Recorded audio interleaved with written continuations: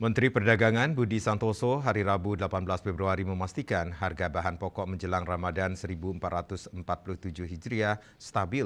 Jelasnya harga minyak kita rata-rata nasional yang sebelumnya mencapai Rp16.800 kini turun menjadi Rp16.020.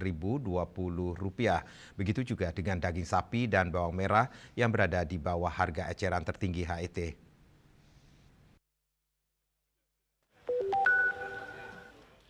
Menteri Perdagangan Budi Santoso memastikan harga bahan pokok secara nasional stabil menjelang Ramadan 1447 Hijriah.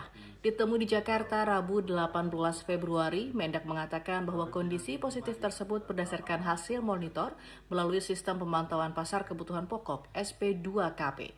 Ia menyebut harga minyak kita yang sebelumnya mencapai Rp16.800 kini turun menjadi Rp16.020.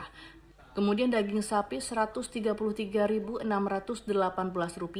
atau berada di bawah harga eceran tertinggi Rp140.000, termasuk juga harga bawang merah di harga HET.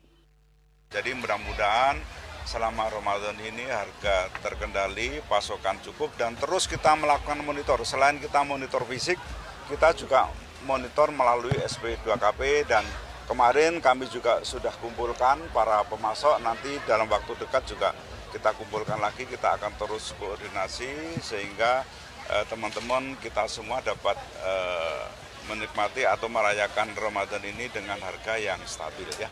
Mendak mengatakan bahwa stabilnya harga bahan pokok nasional turut didorong oleh kehadiran Permendak yang mewajibkan BUMN bidang pangan memasok 35% produknya kepada konsumen. Dari Jakarta, Cahya Sari, Kantor Berita Antara mewartakan.